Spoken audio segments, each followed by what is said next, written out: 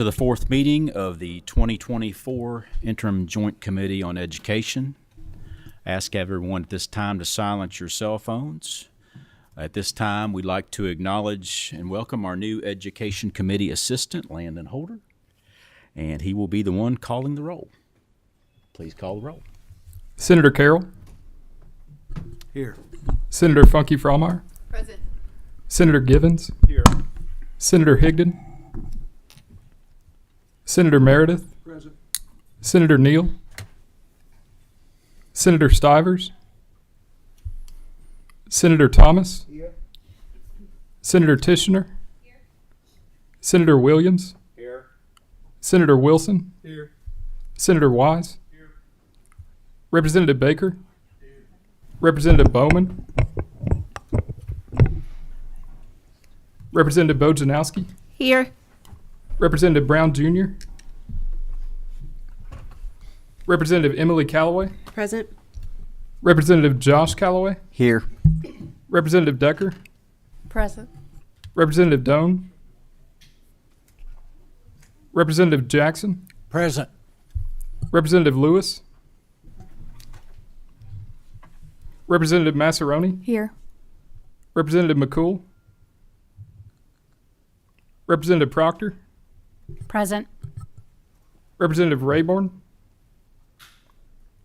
Representative Rawlings. Here. Representative Raymond. Representative Riley. Here. Representative Timoney. Here. Representative Truitt. Here. Representative Wilner. Co-Chair West. Here. Co-Chair Tipton. Here. We have a quorum duly constituted to conduct business. At this time, I'd like to recognize Co-Chair Tipton. Co-Chair Tipton, do you have any introductions? Well, thank you, Mr. Chair. First, I just want to say Happy Constitution Day. It was on this date 237 years ago that our Constitutional Convention concluded their work, and we had the document we know as the U.S. Constitution, and it, along with all the amendments as well as our Kentucky Constitution, is the framework on which we base our laws and our systems of government. Good to see such an interested and involved crowd here today. I do apologize. I will have to step out a little earlier today. I have I have to be over in Lexington for CPE trustees. I'm on a panel discussion over there, but I will be here for most of the meeting. Thank you, Mr. Chair. You're welcome. Any other members have introductions or comments? I believe Senator Higdon has an introduction. Thank you, Mr. Chairman. I have with me today a guest, Tiffany Clark, back in the back there. She's the principal of New Haven Elementary. Tiffany, stand up and let us see you there. Welcome to the committee. Welcome to the committee. Representative Truitt. Back in the back of the room, I brought my assistant principal, Miss Mandy Taylor, and one of my fifth grade teachers, Missy Wade. They made the trip with me today from Jackson County, McKee Elementary. We've got a group work study after our meeting today about teacher burdens. So I'm glad that they're with us today. Thank you so much. Welcome to Education Committee. At this time, we will approve the minutes. I need a motion to accept the minutes. We have a motion. Do we have a second? We have a second. Without objection, it is so ordered. We're going to jump right into it right now. Up first, we have Dr. Capilouto from the University of Kentucky. If he would come forward, we're going to jump right into this. Dr. Capilouto, you've been here before. You know the deal. There's a green light on that microphone. You got to make sure that it's turned on. I'll let you get settled there. Representative Bojanowski, did you have a comment? Gotcha. Okay. Thank you. Today's, yes. Representative Decker has a comment. Okay. Gotcha. Mr. Chair, before you begin, let me ask a question. Are you going to wait till all 5 presidents speak before you entertain questions? Or are we going to do this? No, Senator Thomas. We're going to let Dr. Capilouto speak, and then we're going to take questions. Okay. We're going to do it per university. That's my question. I just want to be clear. That's correct. Yes, sir. All right, thank you. Before we get started, Dr. Capilouto, I'm just going to lay a little groundwork.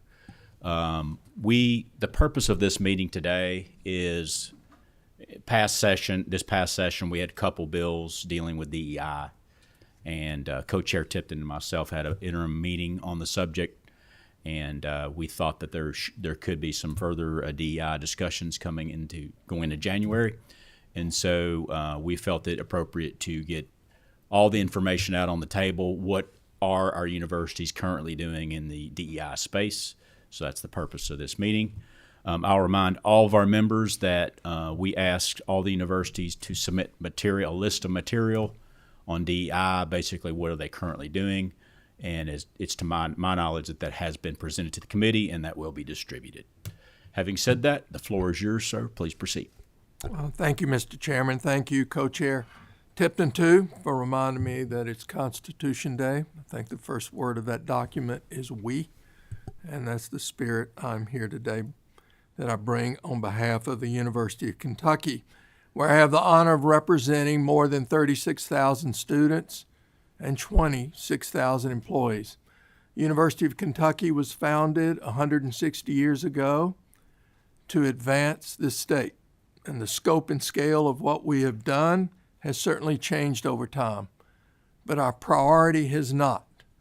It is the people of Kentucky, their health, wealth, education, and always their future. We strive to be the university of, for, and with Kentucky, and today I want to focus on how we are with Kentucky. What we do depends on our partnership with you, and we like to frame it around three questions we ask ourselves often. Did we care? Were we fair? And did we give everyone a fair shot?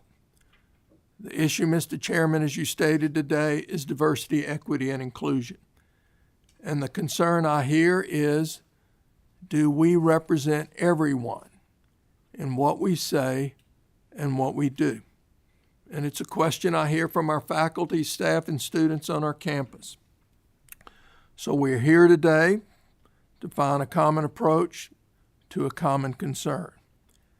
And that is how we support everyone, regardless of where they're from, what they think, and who they are. And in that regard, I've announced changes about a month ago, and I'd like to briefly review those. First, we eliminated our Office for Institutional Diversity. The work of representing everyone needs to take place everywhere.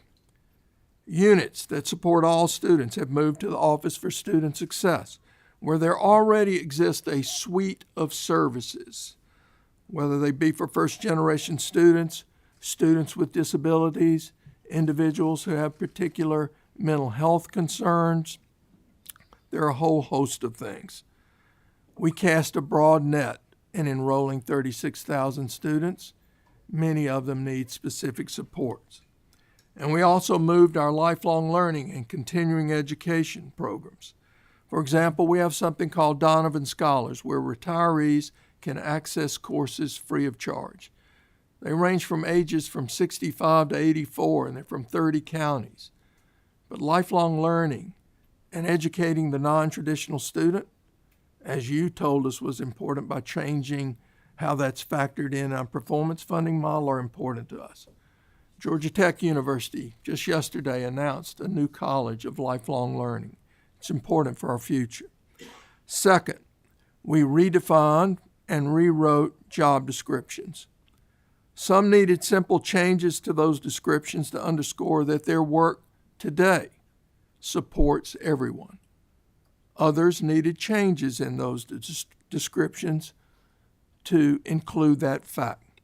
These job descriptions are used by supervisors in their annual personnel evaluations.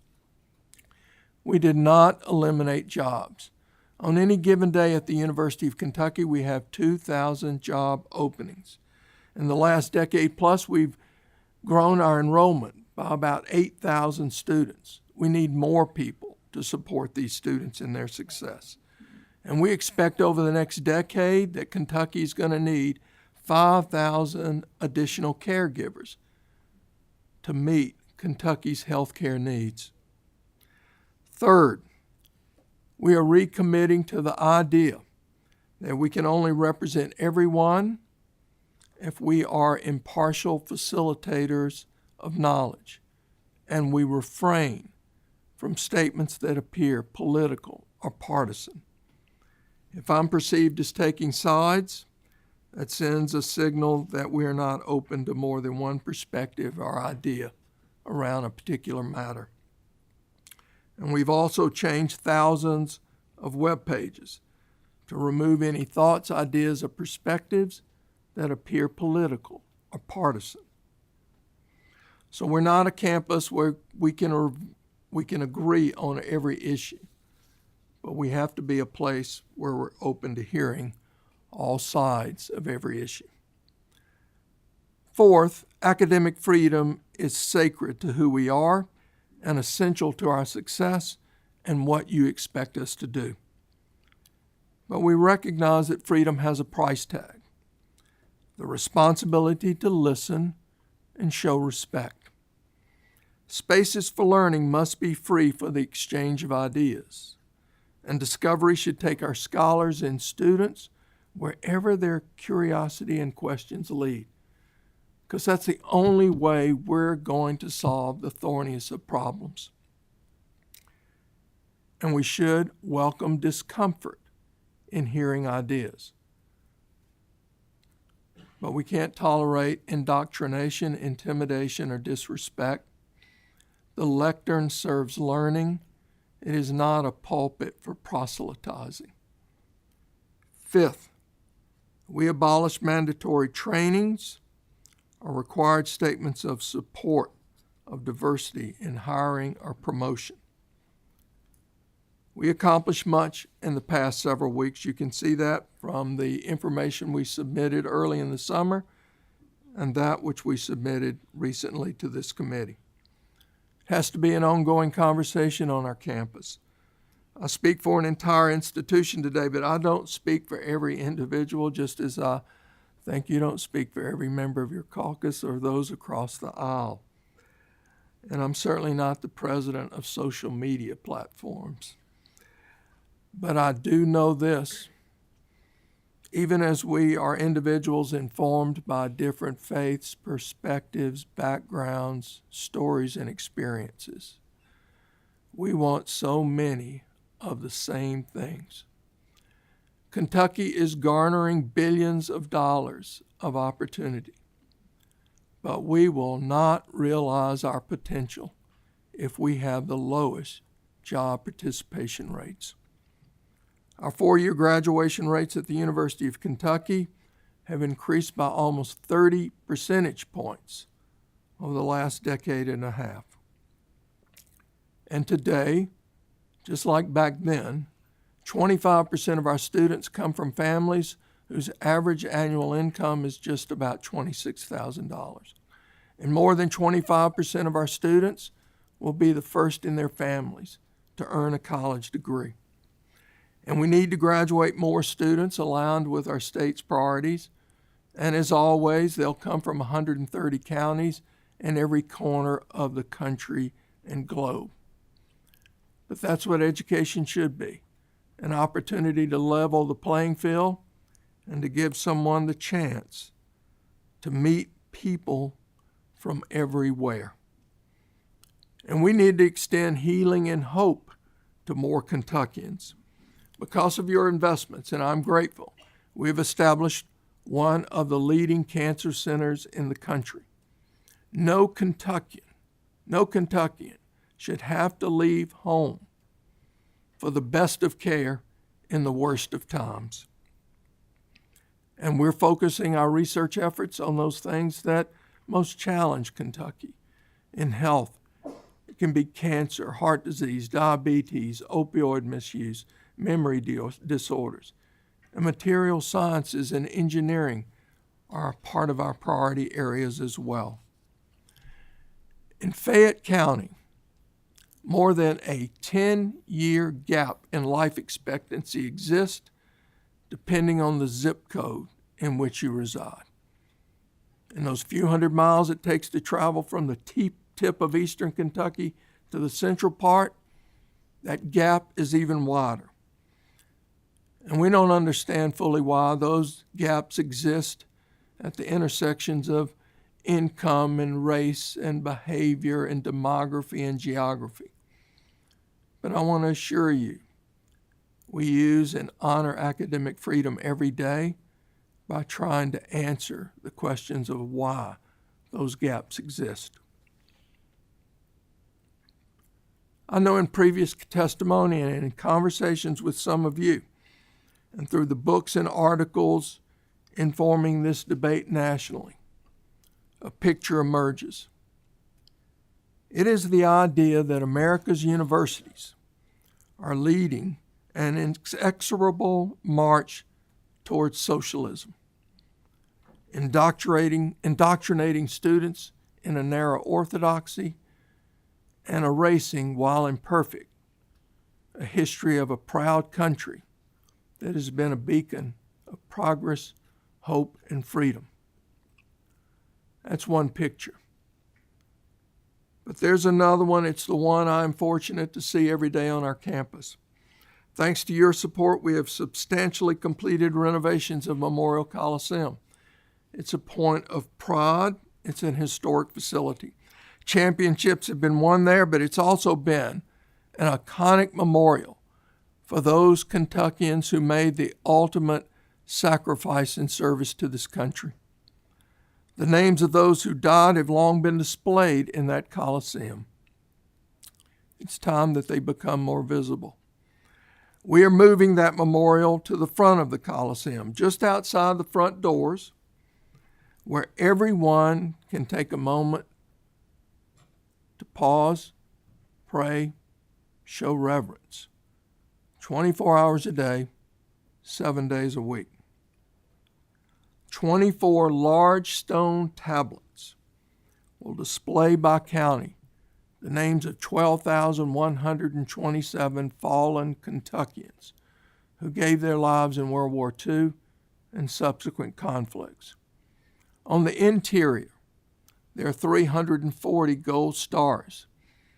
They represent those from the UK community, faculty, staff, and students who gave their lives in World War II to ensure democracy and liberate Europe. Just beneath those stars are the words, "Lest we forget." Let me assure you, the University of Kentucky will never forget. And far from erasing our history, we're seeking to preserve it. And far from diminishing what this country means, we want to find more ways to honor it. And we do that through iconic memorials, we do it through education, and we do it through research. We were the first university in the country to launch an initiative we call UK Invest. It gives every student an opportunity to open a low-risk investment account. Within the first month of this school year, more than a third of our entering class has opened accounts. We're teaching that next generation of leaders about the power and capacity of the marketplace in this country. They can earn dollars, so we'll invest in them. They in turn will invest in this commonwealth and country. Brent Seals, an internationally renowned computer scientist, has invented technology to unfurl sacred scrolls and books that have been inaccessible for centuries. He is making the wisdom of your faith and mine known to all of us. He is making known the early writings of the authors of Western civilization. I like to think that the next Brent Seals will be somebody like James Russell from Johnson County, Kentucky. He's a computer science major, first in his family to go to college. He's going to graduate because of a Pigman scholarship. But he wants to teach the young people in his community computer code and ways to build stronger organizations. James says, "This scholarship to me means hope." Our scholars at the University of Kentucky honor that academic freedom by working and exercising curiosity with and for Kentucky.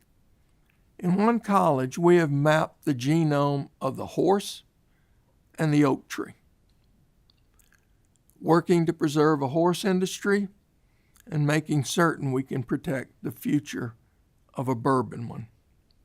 And yards away from those pathfinders in our medical center, we exercise the genius of precision medicine, designing treatments that are customized according to an individual's genetic code. So that's what we're doing in partnership with and because of you.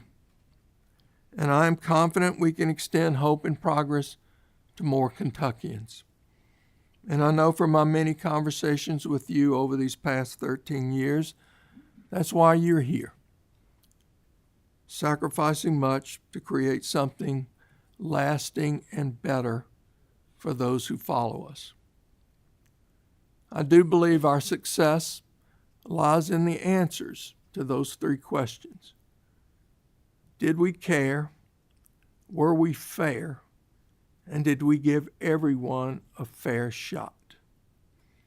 I believe our answer must be yes.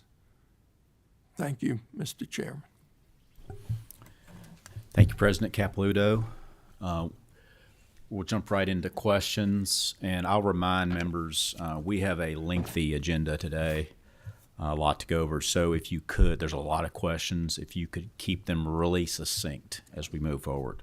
Representative Rawlings. Thank you, Mr. Chairman and President Capelouto. We appreciate your comments on not wanting to appear partisan and political.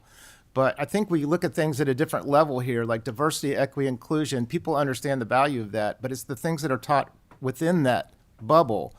Some examples like victim ideology, microaggressions, intersectionality, which includes white privilege, toxic masculinity, and I could go on. There's so many things, so many accounts that are so disheartening to hear about. So my question is, since you're not eliminating any positions, is my understanding, will this just be a rebranding and reshifting and moving to other programs and departments, these kind of concepts? Thank you for your question. We did redefine and rewrite those job descriptions. When I met with the individuals that had some of those terms in their job descriptions or titles, I learned firsthand that their responsibilities extend to everyone. And some were flabbergasted and offended to think that what they do was narrowly defined in accord with some of the things you said. So yes, we are refocusing and making clear that we're here to respond and serve everyone. Some of the things you've talked about may be a subject of inquiry in a classroom, a fair debate, but it's not going to be part of trainings and things like that we do. Okay, thank you. Representative Bojanowski. Yes, thank you. Hold on, let me get to the right page. Okay, thank you, Dr. Capelouto. I did enter University of Kentucky in 1982 as a computer science major. I did not follow along that path, but I did have a good experience there. I read through quite a few of the slides that were submitted and documents, not all of them, but quite a few of them from all the different agencies, including a good portion of your document. One of my questions is how much taxpayer money was used to prepare all these documents, because the amount of time it took me simply to download them was significant. But I did find one slide that intrigued me, and it was a discussion about microaggressions and defined the term upstander. And upstander is a person who witnesses a negative situation which requires positive action and responds by taking action to address this situation. As an upstander, I kind of believe, and this is not simply directed at you, but it's directed to this process, that this entire process isn't a microaggression, it's a macroaggression against universities who are trying to ensure that all of their students are being met. Their needs are being met. And I'm uncomfortable with this situation, and I'm honestly embarrassed that we are here today. My question for you is, what problem was the university attempting to solve by eliminating diversity, equity, and inclusion departments? And do you have data showing that diversity, equity, and inclusion programs adversely impacted any students? Because from my perspective, the problem is the demonization of diversity, equity, and inclusion programs by certain members of this body. I do not have an estimate of time and resources spent on assembling the documents. I'm going to go back to the questions we ask ourselves. Did we care? Were we fair? And we gave everyone a fair shot. I'm pleased to say through the collective efforts of everybody on our campus, their goodwill, hearts, and minds, we've been successful in doing the things you ask us to do. Up until 5 months ago, in your performance funding model, you had our increase in success of underrepresented minorities, and we understand why that was changed. It also included low income and STEM graduates. We have worked tirelessly and made enormous progress on those fronts. So that to me represents what we do. Another manifestation of what we do, in many of the grants we have to tackle those health gaps in Kentucky, our National Cancer Institute designation as a comprehensive cancer center requires that we show excellence in things like diversity and inclusion. But the National Institutes of Health define diversity broadly. It can be by geography, our risk group, our income, and race. And so I want you to know that we put our best foot forward on days like that. And because of that, every Kentuckian is going to have access to those cutting-edge treatments that are available at those 50-some-odd cancer centers around the country. Senator Thomas. Mr. Chair, my question will not be brief, but it will be pointed.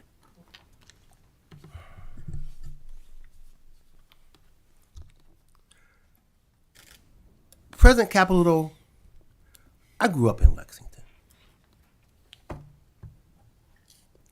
I remember my grandmother back in the 1950s, one of the first 10 blacks to go to UK.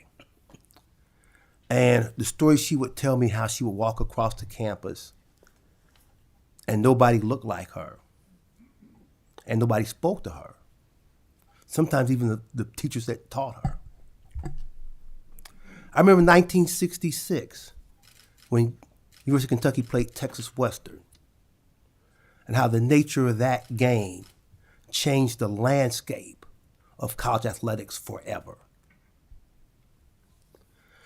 I remember 1980 when President Otis Singletary looked around and saw while there were a few black students at UK, there were no black faculty, and said, I've got to change this model, and brought people like me back home to teach at UK. And I look at what you have done over the last 13 years in changing the face of UK to now where it has well over a couple of thousand black students, several black faculty, several black administrators, and a top 100 designation as among the colleges and universities in this country. And you deserve a lot of credit for that, for really making UK a place that we in Lexington, and I would submit all of Kentucky, have tremendous respect and love for. I know you, President Caputo. And so I want to ask you this question. The action that you've taken over the last month, do you have some kind of concerns or reservations as to whether you think you're doing the right thing or whether you think this is in the best interest of UK? That's the question I want to ask you. So whenever I face a challenge at the University of Kentucky, I turn to our community. I spent time during the summer talking with dozens of faculty, staff, and students, many are on the front lines of these issues, many who have different views about them. And it's from those conversations that I decided to take what I think are steps in the best interest of the University of Kentucky. What do I always worry about at the University of Kentucky? I worry about our future. I worry if any kind of legislation infringes upon that academic freedom, which I've shared with you, I find to be so precious. People want to come to places where they can exercise it and ask all the hard questions. And I don't want anything to signal to them that we're not that kind of place, because we're going to miss those opportunities like National Cancer Institute designation. And it takes infrastructure, which you've helped us with, but it also takes talent and a culture of innovation. And that's what's so precious about the University of Kentucky. I don't want anybody to ever think our doors are closed to that. The other thing, since you mentioned your history, I will share with you 13 years ago, I was reluctant about coming to Kentucky. I had never been to Lexington until 3 days before my interview, along with other finalists, I believe. So I came and I walked around for a day and a half. I was still reluctant. I grew up in a place where I was engaged in almost every asset of a community and worked for a university that had given me opportunities for over 40 years. But I looked at Kentucky's history, and it was different than what I'd grown up in. 1949, Lyman T. Johnson opened the doors to the University of Kentucky. Where I came from, the governor was still standing in the schoolhouse door in 1963. I remember as a child in Montgomery, Alabama, where blacks had to walk behind a yellow line on the bus. I do remember in 65, Dr. King's March came behind my high school, but it was preceded by Bloody Sunday, where people were beaten just trying to earn the right to vote. And I looked at Kentucky's history. You opened the doors in 49. You welcomed black athletes to cross the color line in the SEC.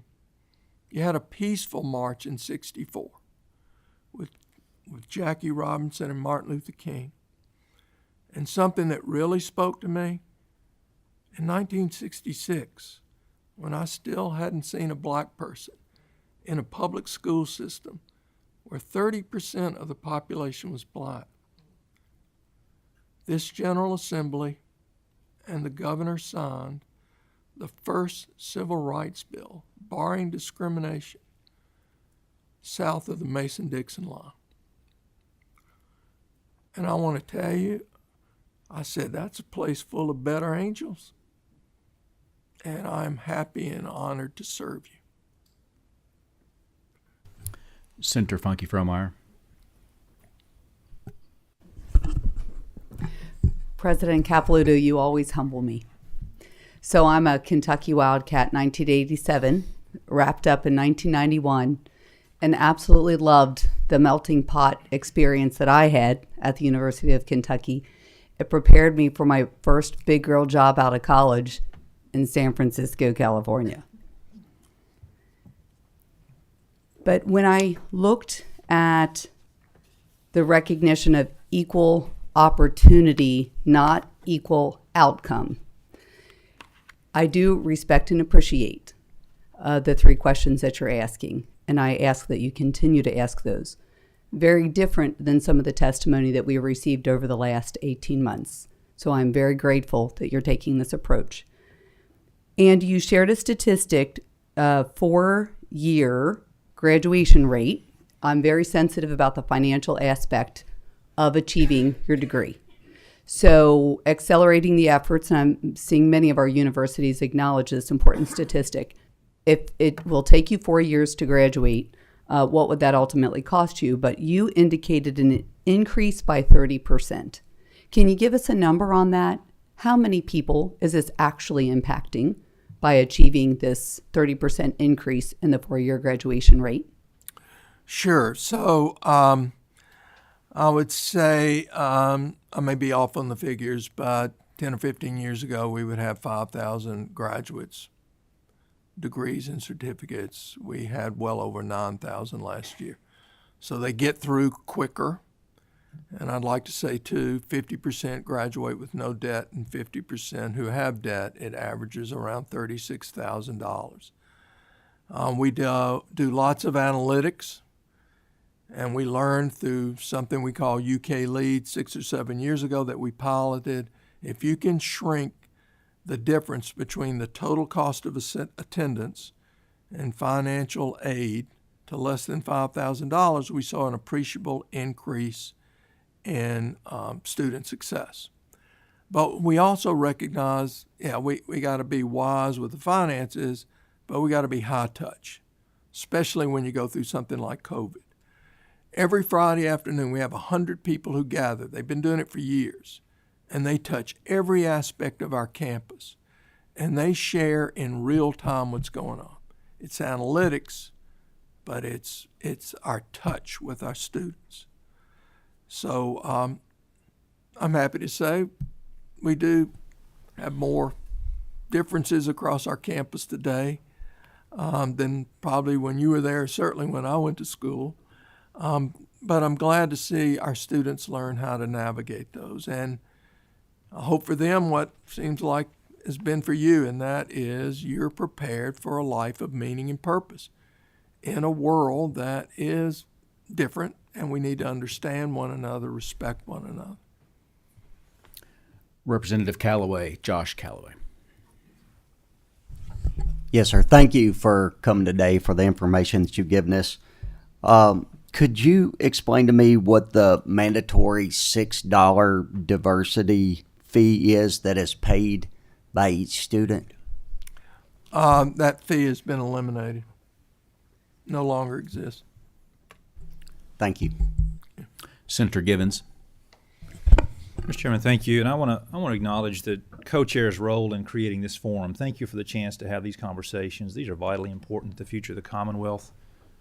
President Capelouto, 13 years. Wow. Where does the time go? It goes quickly, doesn't it? Some days. Some days. That is well said. That is very well said. One of the things I think that we all agree is that education changes lives, and it changes not just some lives, it changes all lives. One of the things that I've seen and have heard over and over, and I'm confident many of you will agree with these opening statements, the brief opening statements I have. Some students in their post-secondary experience discover people different than them for the first time. Some students actually discover people like them for the first time. So post-secondary education causes people to leave home and leave their nest and leave their safe space. And it's a beautiful, wonderful thing, because what it does, it does one of the few things that you can do in life, which is it buys time. I think students will experience 10 years of life in a 4 or 5 year period in the right environment, and that's an amazing thing. I share that to say the graduation numbers you've shared and the others, kudos to all of you for the leadership that you've shown in moving Kentucky forward and the Commonwealth forward with graduation rates, enrollment rates, wonderful numbers. But we face some challenges. And I want you to spend a couple of moments, because all of us in this room need to be ambassadors for post-secondary education, whether it's a degree or a credential or whatever it may be. We all need to be ambassadors about the goodness that can happen, the very good things that can happen on these campuses. But we face some demographic challenges. We face some student population challenges. We face a perception of value challenge. Speak to those for just a moment as you're speaking to a room of ambassadors. Thank you for that opportunity, Senator Gibbons. I do want to say that I've had the honor and experience of seeing how an education at the University of Kentucky and the education at sister institutions across the state can transform lives, especially for a first generation or student from a family with low income. At our graduation, I ask all those who are the first in their family to graduate and stand. It's one of the most moving experiences one can have. And I certainly know data. You know, you can show income earning over time and so forth. But you ask us to do more. And so through our advising programs, we have evolved over time. You know, students churn. They change majors. We've decided, you know what, that advising needs to start early. You need to be informed about your career choice. If you're going to change a major before you do, you need to fully understand the consequences of that decision in terms of not only the potential for a life of meaning and purpose, but an income to earn for your family.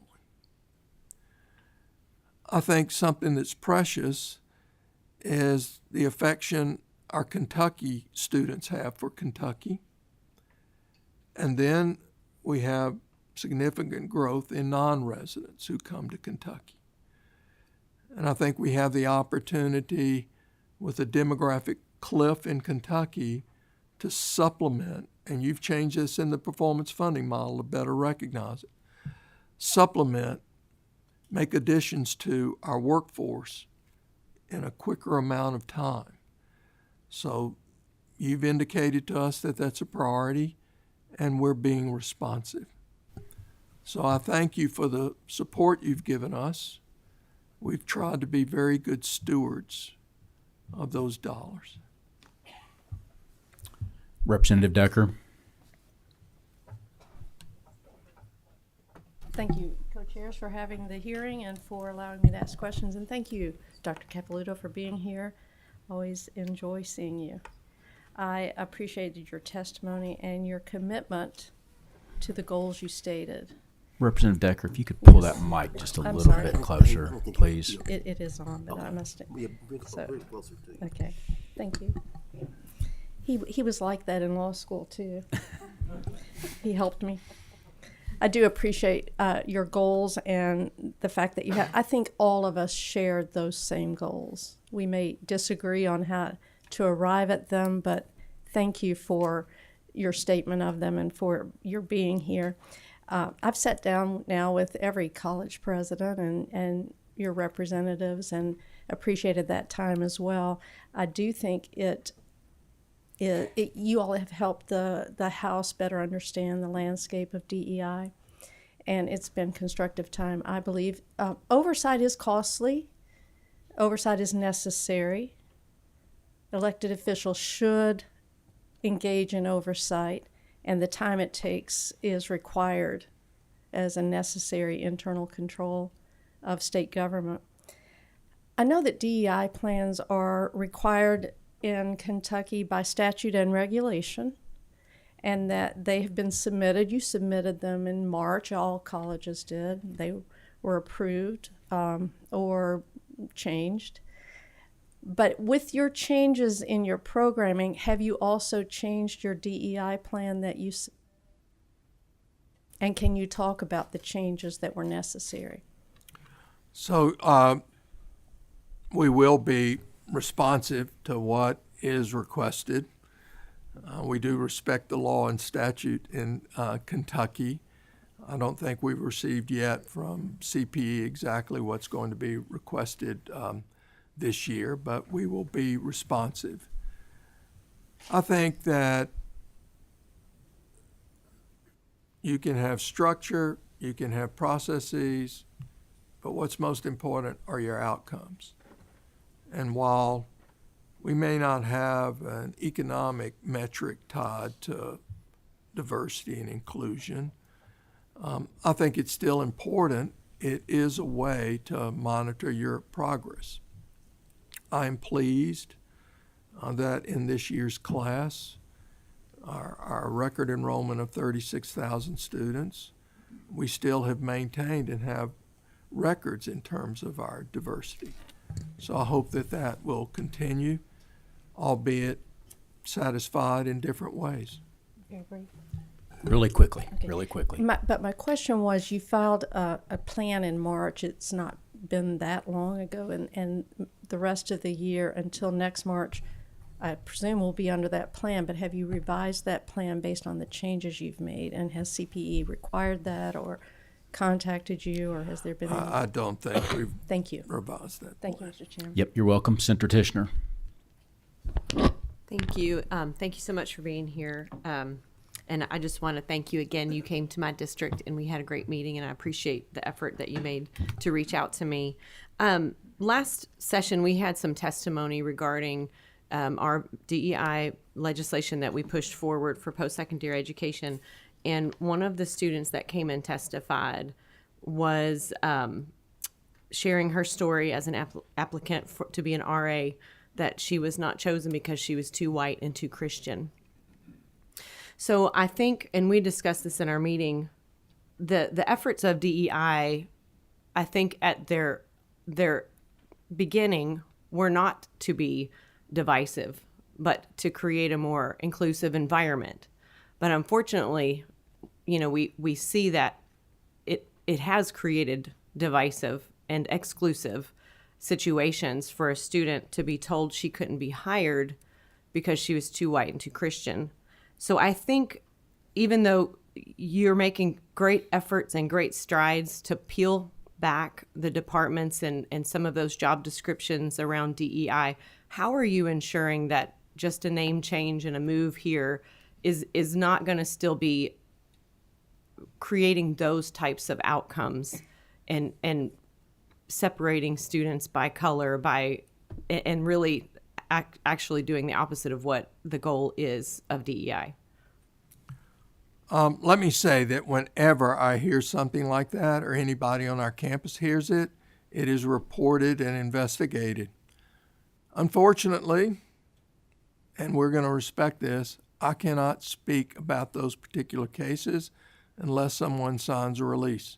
And if they do, I'm happy to return here and discuss this in more detail. But I simply can't.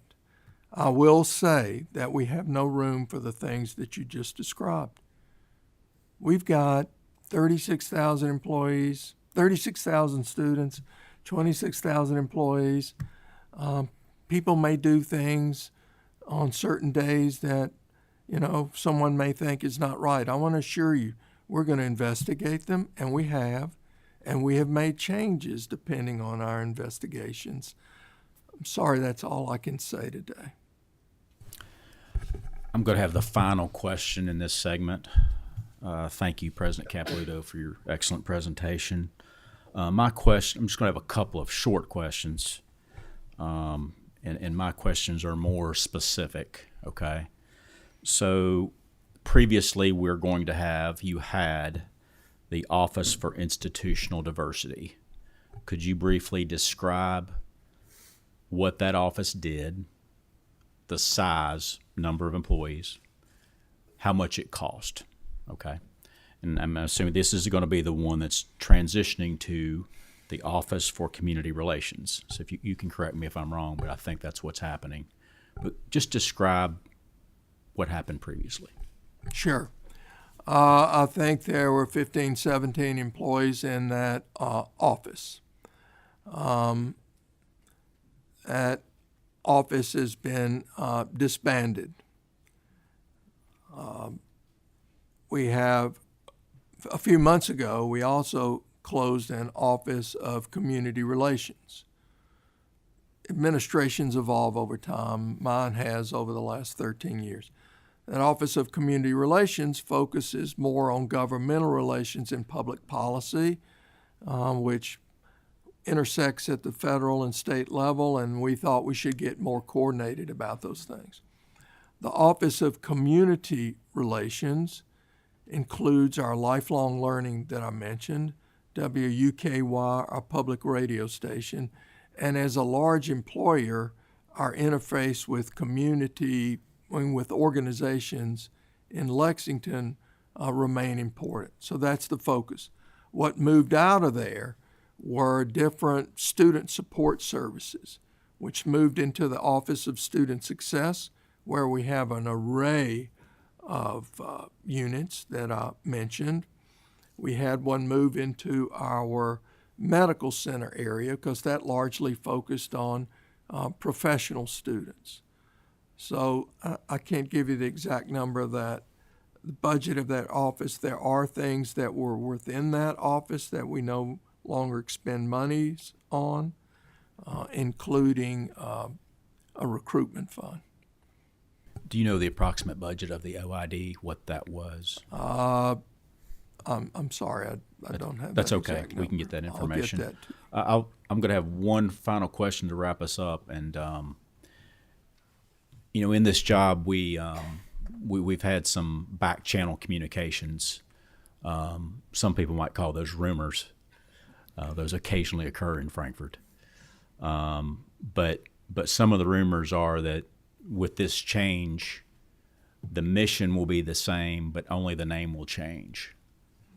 Could you just comment on that? What are your thoughts on that? Is that the intent of the university, or what is your opinion on that?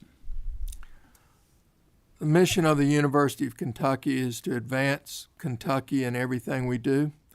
We desire a healthier, wealthier, wiser Kentucky. That is the mission that we want every unit at the University of Kentucky to operate under. We want that to be our North Star. Thank you so much. Thank you. Well, really appreciate the presentation, Dr. Capilouto. It's always nice. Thank you, sir. And the good questions. Up next on the docket, we have the University of Louisville. If you want to step forward.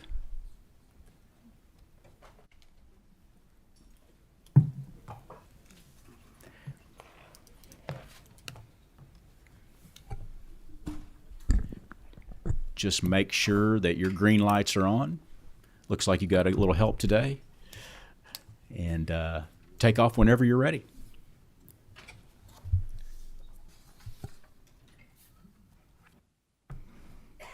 Well, thank you. If you could both state your name for the record. I'm sorry, I should have said that earlier. I sure will. Well, let me start out by just saying thank you, Chairman West and Chairman Tipton, for the opportunity to be with you today. And to the distinguished members of the committee, I am Kim Schatzel, president of the University of Louisville, and I have my wingman over here to be able to do the technology because it makes it more effective to be able to do this. This is Vice President Riggs Lewis. Today I'm here to share with you the reason I was selected 18 months ago to lead this great university. My board of trustees was very clear that our mission to achieve success for all the 23,000 students that call U of L home. But before we discuss those programs, the data, and the outcomes, please allow me the opportunity to introduce to you the reason that myself and all of my colleagues have entered higher ed, and that would be our students. I am joined today by the very students that are the University of Louisville's mission. Our student body president is led by SGA President Allie Rose Phillips of Clay County, but she is today in the CPE conference in Lexington, so could not be here today. Instead, the people I have with me today, starting on the right over here, is Grant Avis. Grant is the SGA Deputy Chief of Staff and a McConnell Scholar from Elizabethtown, Kentucky. He's a junior majoring in history and political science. He received the 2023 President's Volunteer Service Award, was an LRC intern. In fact, we had to track him down. He was walking around touching base with folks that he worked with, and works as a team coach at Jefferson County Public Schools. Marissa Russell is all the way to the right. She is a graduate student from Ottawa, Ontario, Canada, pursuing her MBA. She graduated summa cum laude in 2024 while helping our Lady Cardinals basketball team to 1 Final Four and 2 Elite Eights.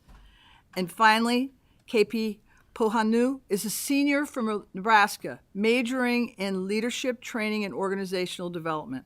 He will graduate as a second lieutenant in 2025, joining our more than 2,300 military-connected students.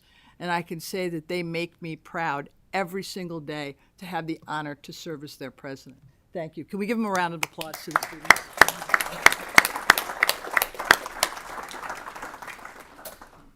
I wanted to take a moment to share my journey here and what student success means to me at U of L. I'm entering my 10th year as a president at 2 institutions.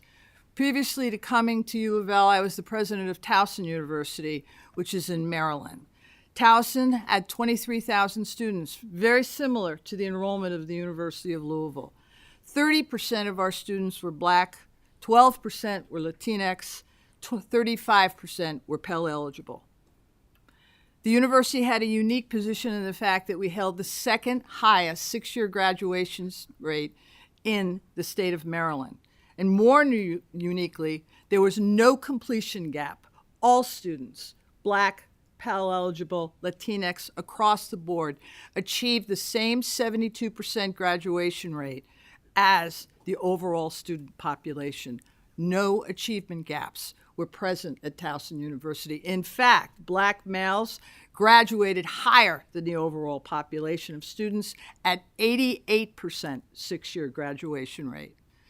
I can tell you that those figures are very unique in higher education, unfortunately, because we see achievement gaps across the United States, often upwards of 10% between those populations. Having done that at Towson University and with 23,000 students doing it at scale is something that I am quite proud of. I can tell you the fact that often when we have those kind of achievements, we all know the fact that it's really not the person that's sitting here that did it. It was my colleagues who worked so hard to be able to have those results and to achieve those outcomes. But sometimes we're recognized for it. And this was the case at Towson University with regard to the completion rates and no achievement gaps. In 2020, I was recognized by the Greater Baltimore Urban League with the Whitney M. Young Jr. Award for community impact for the results that we produced at Towson University for our students. I'm proud and I'm humbled to be recognized for that. As you know, Whitney Young Jr. was a civil rights leader, one of the most notable of the last century, but perhaps you don't know that he was actually born in Shelby County and is a graduate of Kentucky State University. So I hold that very close to me. In the spring of 2023, the trustees at U of L wanted a change. And when they selected me as president, they gave me the charge to be able to increase the graduation rate and eliminate completion gaps for all students. All is all. No students were to be left behind. One of the first steps that we did when I came to campus was to change the name of the Office of Diversity, Equity, and Inclusion to the Office of Institutional Equity. And that was in the fall of last year, before the 2024 legislative session, I might point out. Why did we pick the name equity within that department? Equity means no preference, no bias, no discrimination, institutional equity, where we feel all is all, no students are left behind. Black, brown, white, Asian American, Jewish, Muslim, Hindi, Christian, students, part of our Ignite campus ministry, one of our largest student organizations on our campus, refugees and immigrants, first-generation students just like me, gay, straight students, Pell eligible, rural, adult, disabled, veterans. This list is not intended to be complete, but it gives an example of all the different identities, demographics, and ideologies that we hold very close to us at U of L. But this did not stop with simply a name change. Last year, we opened up our Center for Military-Connected Students. We have 2,300 military-connected students on our campus. That number has increased 30% in the last 5 years. And we are one of only 13 R1 institutions in the United States that has been recognized as military-friendly. We recently hired an autism coordinator to be working on our campus, not just with the students, but also with the faculty and staff to be able to understand strategies that we can support students on the spectrum to be more successful with their academics. We hired ESL coordinators as well as a supervisor to be able to work with immigrants and refugee groups where English was their second language. Financial counselors were hired this past year to work with our Pell eligible as well as our first generation students because financial aid is often an issue of why they need to stop out or unfortunately have to drop out. And also, we started a first generation mentoring program where faculty, staff, and actually peer students are working with our first generation students to be able to improve their performance. Well, all of that takes us back to where I started, focused relentlessly on the success of all our students, like Grant, Marissa, and KP, where no student is left behind. More that you might not know about U of L. In our 226-year history, it began with its establishment in the legislature 178 years ago, through our inclusion in the state system in 1970. Today, we are 23,000 students strong, with 170,000 alumni, with a healthcare partner, with 8 hospitals, 4 medical centers, and a large network of physician locations. But more importantly to our growth and success is that U of L is one of only 84 Carnegie Foundation R1, which is the highest research activity level, and community engaged universities in the United States. How did we get here? As one of the 2 R1 research universities in the Commonwealth, while working closely with the Kentucky General Assembly is our path to meet our aggressive mission of driving student success. When I arrived at U of L in February of 2023, I was overwhelmed by the enthusiasm the General Assembly showed me in my role and the mission set by my Board of Trustees. The 2024 session delivered record investments for U of L. This allows us to attract more students interested in pursuing cancer research in rural communities, healthcare expansion across the state, immigration law clinics for our growing workforce, cybersecurity for our nation, engineering for an expanding economy, and so much more. I cannot say thank you enough for the trust and the confidence the General Assembly has shown me and shown the University of Louisville. You have met 3 of our students' leaders earlier, sitting right behind me, and you have strategically invested in their university for their success. But I'd like to introduce you to all our Kentucky students. Last week, U of L launched our Uplift website, a pathway for student success.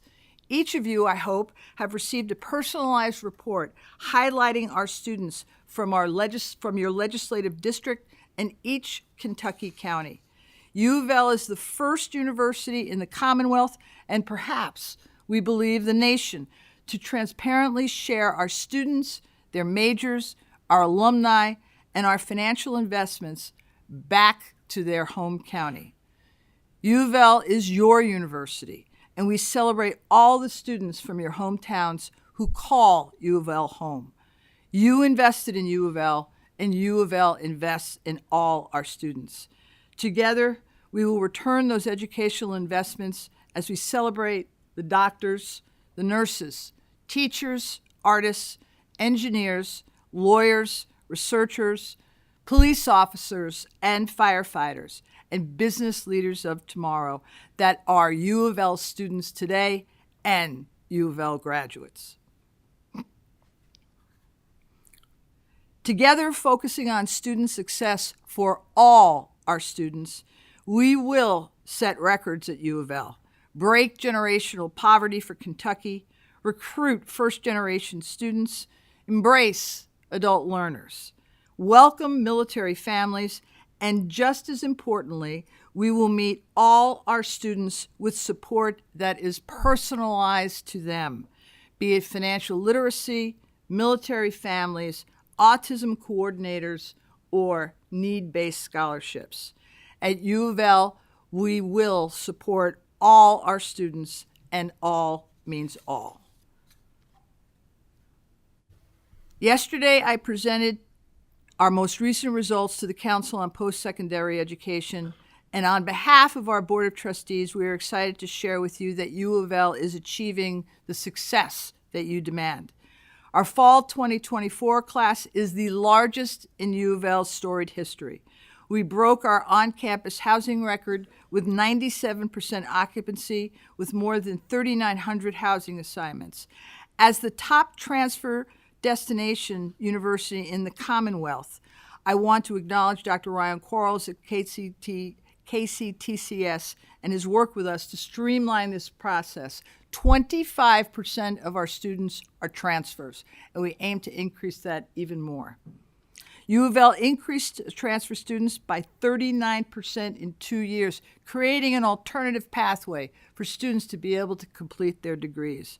Many of those come from our community colleges and partner comprehensive universities from across the state. And finally, if we don't retain those students, then, frankly, we have not done our job. U of L's overall retention rate has reached its highest level this past fall.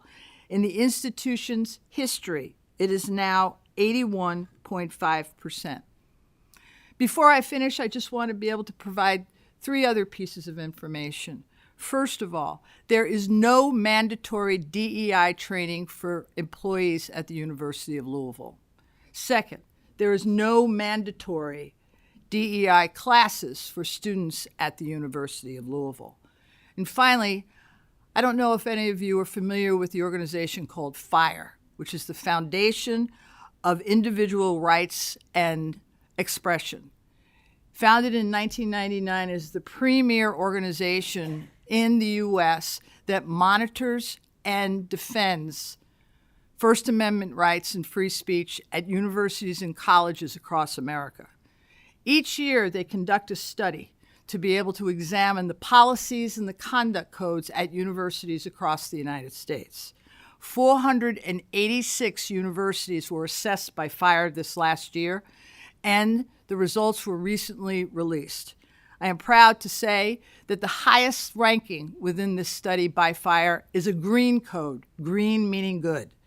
And there are 2 universities within the Commonwealth of Kentucky that received green codes.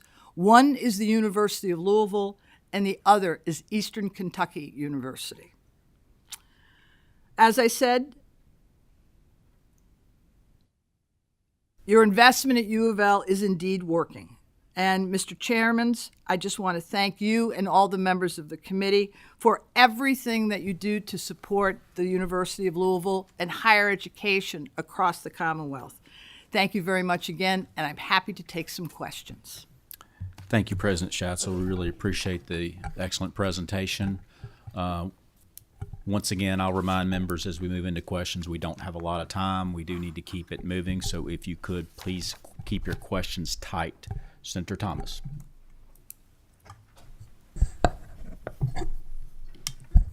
It's good to see you again, President Schatzel.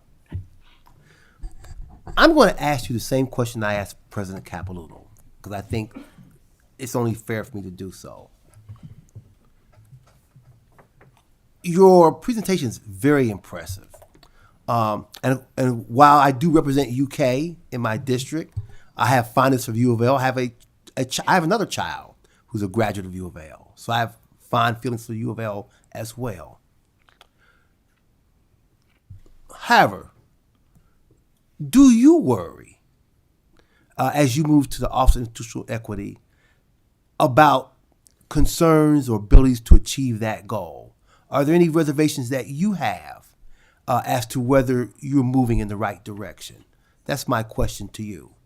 So as I shared, I spent 7 years with this same goal and same priority at Towson University, where we were very directed with being able to support student success for all students, and we made the same kind of changes there as we're doing here. So I'm completely confident in the fact that moving to student success and to be able to put the students first, where no students are left behind, and to define that broadly is absolutely the path that we need to take. And this is the second time that I'm bringing that to a university.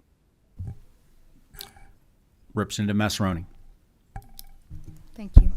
Thank you for your presentation. The University of Louisville provides additional salaries for DEI employees. Are those salaries based upon race or sex? No. Okay. Thank you. Senator Neal. Welcome, President, and thank you for the presentation. I just want to know, do you have statistical data that deals with how low-income students and students of color, more specifically black students, have progressed in terms of this model, in terms of outcomes? And can you make that available? I sure can. I don't have them available right now, but I can sure make them available to you. We're writing that down and be able to do that. All right, thank you. Yes, sir. Senator Carroll. Thank you, Mr. Chairman. President Schatzel, thank you for being here today. And I want to just get your response quickly. I learned a couple months ago about University of Louisville reaching out into one of the rural areas of the state in a partnership with Murray State University. And something I cannot begin to tell you how pleased I was to learn about that and the impact that it's going to have on our region of the state. And I want to compliment the University of Louisville for the focus in this area and really addressing issues that are paramount in this Commonwealth. Would you mind commenting a little bit on that partnership and your thoughts on that? Well, very much so. Thank you very much for asking the question. I can tell you this really started in this last legislative session when I had the opportunity to get to know President Bob Jackson better when we worked on the cybersecurity bill together. That was worked on also by Senator Mike Nemes. We got to know each other well, got to be able to share some information with each other, got to know our programs and universities. And I have to tell you that our colleagues got to know each other well. And that's when President Jackson and I talked about that possibility. I had also visited the area and saw the fact that there was healthcare disparities there. And one of the things that we were interested in doing is many universities do training where it's a 2-2, where in fact they take their first 2 years of medical school, the students, but then they come, for example, to the Louisville campus to be able to complete. There's data that shows that the students don't return, and we know that we need to have more healthcare professionals in rural areas. So partnering with them, we're taking a look at the fact that the entire degree program will be offered at that location in partnership with Murray, and we're really excited about it. My School of Medicine dean and EVPHA, Jeff Bumpus, is from Paducah. And I have to tell you, the provost there and Dr. Bumpus are getting along really well to be able to work that out. So we're excited to bring that to fruition. Senator Wise. Thank you, Mr. Chairman. President Schatzel, thank you for being here. It's also good to see my friend Derek Coward back there at the University of Louisville in the second row as well. Last year, during the interim, this committee had the same topic of DEI. I do not have a copy of that agenda. But there was a professor from the University of Louisville who presented to us artifacts and documents about training, particularly centered around DEI. And earlier you made comments to your testimony that there's no more mandatory training. Is that a position that U of L is taking now, or has that always been a position? And would that training have been optional for that faculty member in the past? So I can, as far as I know, from the last since February of 23, since I arrived, there has been no mandatory training on U of L's campus with regard to DEI.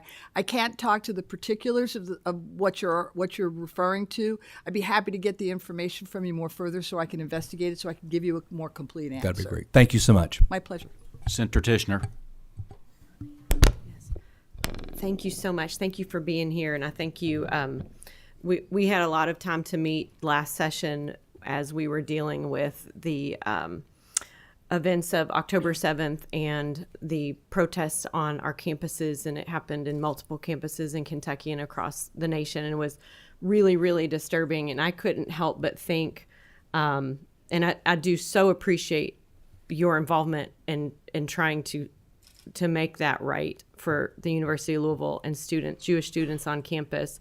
But I can't help but think when I hear about the efforts of, the Office of Institutional Equity and the idea that we can have inclusive campuses, when we had kids on campuses who, because of their religion, they were absolutely, hunted down, locked in libraries, and felt completely unsafe on campuses. And I hear these efforts to be diverse, yet it seems to leave out some students, or it seems to make sure we have separate groupings of students.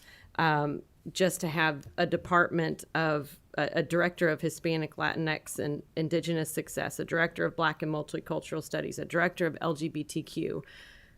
Our Constitution talks about equality. I don't love that word, equity, because it assumes that there's an overall, that everybody can have or comes in, and leaves the same way. That's just impossible. We're all different people.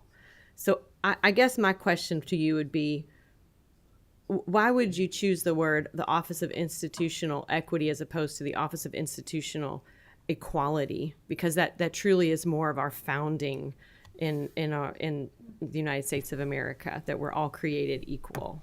So that's an absolute great question, and it was a lot of conversation as I shared on the campus and within the office that Vice President Gill leads to be able to do that.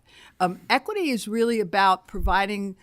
It's exactly what you say. It's meeting people where they are. It's providing solutions and providing support based on what you bring to the party. So it doesn't show preference. It doesn't show bias. It's about treating you as an individual with regard to the needs that you have to be successful. And that's where the equity came from, was to be able to provide that for all of our students, whether they be students who are disabled, whether they be students who are Pell eligible, just across the board, to be able to meet the students where they are. One of the things that we started to investigate this last year actually is in terms of disabled students. We don't have a policy, for lack of a better phrase, within the campus of when we provide sign language or captioning to be able to do that. When we learned about that, we actually saw the fact we didn't have a budget for that to be able to do it, despite the fact that 40% of people over the age of 25 have some level of hearing impairment. So every time we're looking and having these conversations about equity, meaning being responsive to the needs of various groups, we're learning more and we're being responsive to it. And I appreciate that. I took 2 semesters of sign language at University of Louisville. I don't remember much of it, but you talk about making sure we have. Weren't those offices already there? The Office of Civil Rights. We have the American Disabilities Act. We have Title IX. We had all of these things already on our campuses. Are you saying those things were never happening before? That we weren't? I mean, we want to make sure we're not leaving those students behind who have disabilities, but did they not already have things in place to help them, or were the resources not going in the right place? Again, we recently had this conversation with a group of my colleagues on campus. When people will often say on university campuses or even in firms, they'll say, well, we're ADA compliant. Well, that means exactly that. You're compliant. You're reaching the bottom bar of acceptance from a regulatory status, rather than really reaching above that and innovating and be supporting to the highest limit that we can be able to do that. So yes, those offices existed before, as you presented, but really not with the intentionality to be able to provide the support that we think is needed to really have our students thrive, not just survive. Representative Callaway, Emily. Thank you for coming today. I'm behind the camera there. Somebody who represents Louisvillians, I'm so grateful how open your office has been, reaching out to me, even I've had some of your students in my office, having great discussions. You should be very proud. You've got some great student groups there. I've been thoroughly impressed. And I too did spend some time on your campus, so I have a special gratitude for that, for your facility. So having reached out, I really don't have very many questions because you really answered. You did a thorough job addressing some of my concerns that I had specified. The only one that's really hanging out there is, are any of the directors hired based on sex or nationality? No directors. You're saying no directors, no positions are hired based solely on race or sex. I mean, we comply in terms of discrimination, in terms of doing it, so it's not based on that at all. No, so we're compliant with that. Correct. Senator Givens, you will be the final question in this segment. Mr. Chairman, thank you. And I want to clarify the record for just a moment. Senator Wise pointed out Derek Coward here in the audience, and let me say, Senator Wise, he may be a Louisville Cardinal today, but he was never a Taylor County Cardinal. He was a Greene County Dragon, and proud of it. Proud of it. Proud of it. President Schatz, I'll spend just a moment. Similar to the question I asked Dr. Capilouto, when you and your colleagues, your peers leading these other fine institutions, have a moment to talk, and you talk about the place that you're meeting these students, whatever their needs may be, and you're meeting them at the place they walk in the door to try to get them to where they need to be. What have you seen change? What are the challenges we face? Spend just a moment talking about what the next 4 to 5 to 10 years look like. Are we providing students that are prepared? Are we providing students that aren't? Do we have inadequate balances here or there? What are you seeing in terms of where you're having to meet the students today versus where you had to meet them 5, 7, 10 years ago? Thank you very much for that question. If I can, I think you asked about having ambassadors in the room. So I'm going to look at all of you and ask you to be ambassadors. And one of the things that's most striking to me that's happened over the last 4, 5, 6, or 7 years is increasingly young people are looking at the fact they don't have to go to college, that they're questioning the fact that they even consider college as an option to be able to do that, despite the fact that we know that a college education, 80% of new jobs that are going to be created in the next 20 years are going to require a college degree. We know that a college degree provides at least $1.5 million more lifetime income than someone who does not get a college degree. With our students, we're looking at the fact 50% of the students have no debt, and the average with those that do is $24,000, a pretty good return when you take a look at lifetime earnings for that type of debt or that type of investment. We also know the fact that people who have college degrees, well, they vote more, they divorce less, they live longer. I mean, the compelling value proposition of a college degree is there. And so I would ask you to be able to encourage that. I also look at it as a national defense and a national security issue. I honestly can say the fact that I really don't think the leaders in China or Korea are saying to themselves, we got too many darn college graduates in our country. So we have to be careful about the fact that we create knowledge-based workers and people that can create knowledge, people that can create inventions, people that can be able to do innovations that can lead this country over the next 10 and 20 years. So please help me with that. The other area that you can help me with is with STEM. I cannot tell you how many students that I meet that are 9, 10, 11 years old when you say, would you want to be an engineer or a computer scientist? And the first thing that they say is, that's too hard. You got to be a rocket scientist to be able to do that. Well, we need to normalize those professions. We need to make those professions just like if you wanted to be a teacher, whether you wanted to be an accountant, whether you wanted to be a police officer.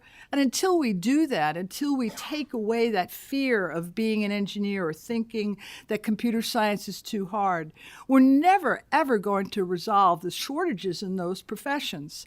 I can tell you that I talked to the mayor of Louisville, Craig Greenberg, whose 2 sons are at Brown University, and his youngest son, Brown University. His youngest son, he was talking to him about what he wanted to major in, and his son said, well, I don't really know. And Craig said, what about computer science? And his son answered, oh, that's way too hard. I'm thinking I might be a doctor. So help me encourage young people to consider college. Help all of us in higher education to consider the fact that these young people consider a STEM degree. Because if we don't normalize that, the problem will always get worse within the workforce itself. So thank you. Thank you, President Schatzel. And that's the final question. We really appreciate the great presentation. Thank you. Thank you and so much. next up on the agenda, I'm going to call an audible at this time. I'm going to bring up Eastern Kentucky University, Murray State University, and Western Kentucky University all at the same time.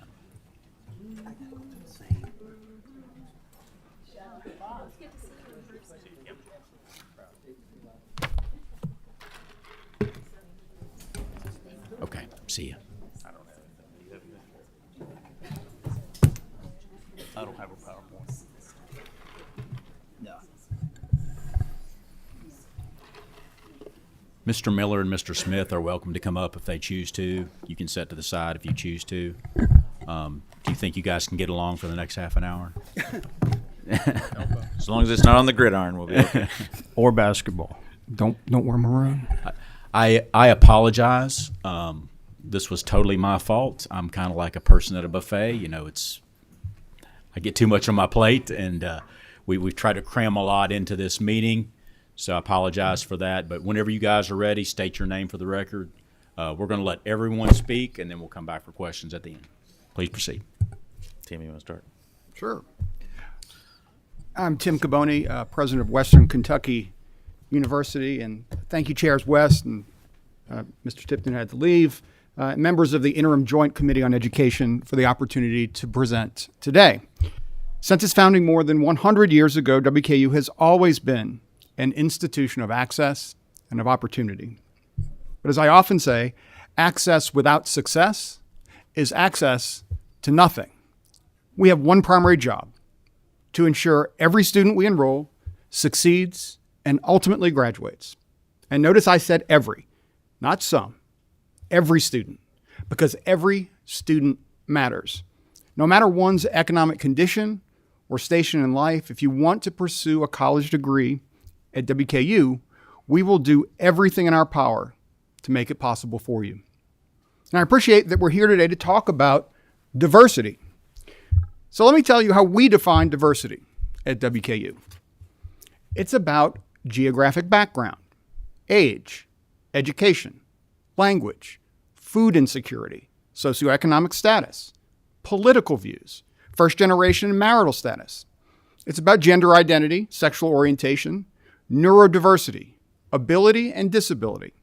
It's about military status, religion, culture, ethnicity, race, and even more. So since 2020, our campus has been dedicated to fostering what we proudly call One WKU. One WKU is not about programs, initiatives, or activities. It's about cultivating a sense of belonging. It's about ensuring that every individual who comes to visit our campus, to study, to teach, to live, to compete, finds their place and recognizes they're an integral part of our community. One WKU is not anti-anyone. It's rather pro-everyone. And it's important because we know our students can't be successful without a sense of belonging. We know our faculty and staff can't be successful without a sense of belonging. And we know our alumni and all those who come to our Hill won't feel welcome unless they know that they belong. So we passionately work to support our students. We know there'll always be some who need more help than others. And as you're well aware, no two students are the same, meaning the help we provide looks a little bit different for each one of them. It's like our K-12 teachers who work to understand their students' needs beyond their academic performance. They may come to school hungry or with burdens from home, but our teachers meet them where they are. They develop individualized plans aimed at the success of each student. And on our Hill, we do the same. Professors not only know their students' names, they know who they are, and they know how to help. There was no clearer indication of our university's individualized support system than when tornadoes ripped through our city in December of 2021. Our students who were affected came to us for help because they knew they could count on us whether they lived on campus or off, regardless of their background or their race. They knew we would be there for them because that's who we are as an institution, and that's who we will always be. During the last several years, we've increasingly invested in our student support structure at WKU. And while time does not permit me to discuss in full each of the initiatives implemented, what we know is that students attain success by experiences and engagement, both inside and outside the classroom. And the support structure we provide must continuously evolve to meet the needs of our students throughout the course of their college journey.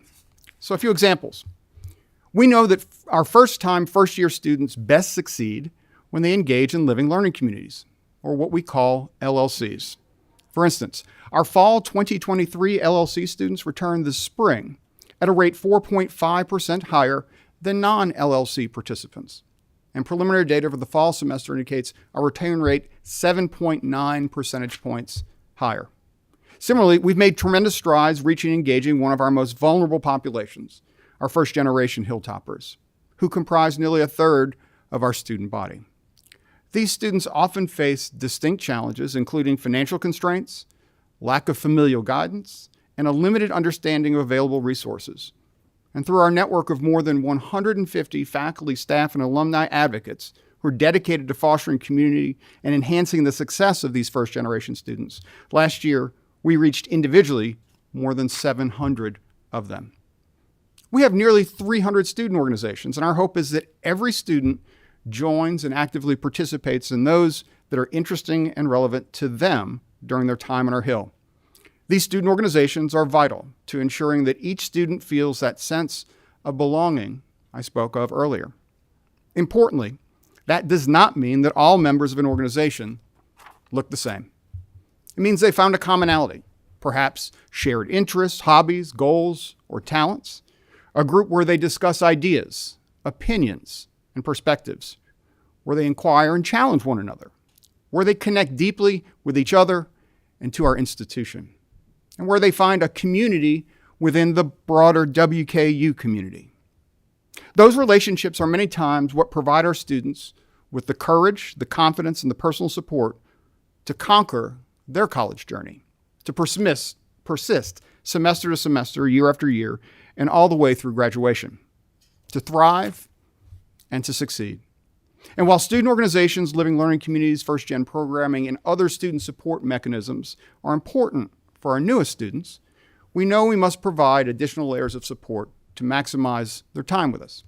For example, Global Study, which provides our students with rich supplemental opportunities to learn, to explore, to enhance, and to apply what they learn in the classroom, while also helping them to develop a greater understanding of and appreciation for the world. And while we send our students out into the world, we also work to recruit them to our campus to study with us. Students from 54 countries are now Hilltoppers, bringing to our campus and into our classrooms their global experiences and their perspectives. We continue to create new applied research opportunities for our students, where they engage in hands-on practical experiences that connect what they learn in the classroom to the real world, fully preparing them for successful careers. In fiscal year 2024, we increased our total external funding awards by 29% in just 1 year. And finally, we celebrate diversity of thought and take seriously our responsibility to protect freedom of expression, to defend the ideals of free speech, academic freedom, and inquiry. At WKU, we encourage open discourse and ensure everyone knows their unique perspectives are valued. The capacity to disagree is a cornerstone of democracy, and it's more important now than ever in our polarized world. As a guardian of free speech, WKU has an obligation to establish an environment where a wide range of viewpoints are exchanged, even if the ideas presented are different from our own, offensive, or even contemptible. And I'm so proud of our university's continued work to prepare students to be civic leaders and agents of change around our globe. So I want to end with this. Every student matters, and we remain committed to providing a support structure tailored and responsive to the needs of every student at our institution, from first-year programs and student organizations to global study and research opportunities. And just as important, we remain committed to ensuring a sense of belonging and to protecting freedom of expression. If our students don't feel supported, don't feel like they have a voice or they can't express it, don't feel connected or don't feel at home, then we're not doing that one primary job I shared with you earlier, to ensure every student we enroll succeeds and ultimately graduates. And if we aren't doing everything that we can to support our students, they fail. We fail. Our Commonwealth fails and our region fails. So thank you again for the opportunity to share with you today, and I will pass the baton to my colleague from the East. Good afternoon, Chairman West, members of the committee. I think as you listen perhaps to the three of us talk, you're going to hear some very similar themes. You're going to hear some very similar conversations, and I think that as we work together as colleagues and partners to make Kentucky better, I think that's what you want to hear, that we are unified in the work that we do in that way. I'm proud to be here today. Eastern Kentucky University has a long-standing history of being known as the School of Opportunity. Now, I will bring perhaps a little different perspective to this conversation because I'm not only the president of this institution, I'm a graduate of this institution. I'm a first-generation college graduate. I am a proud Eastern Kentuckian. I call Appalachia home, and it is a place that I am most proud of. And so, as I sit here with you today, I want you to understand what our North Star is at EKU. It is opportunity, it is affordability, and it is employability. As we think about being Kentucky's university, and Dr. Caputo talked about for, of, and with, I will tell you that we are number one per capita for educating Kentuckians of all the institutions in the state. We are also number one for those graduates going back to work in our Kentucky communities. And Representative Truitt, whether it's education or whether it's healthcare or whether it is social work, whatever the needs of our communities are from Paducah to Pikeville, our institution is powering our communities through our graduates.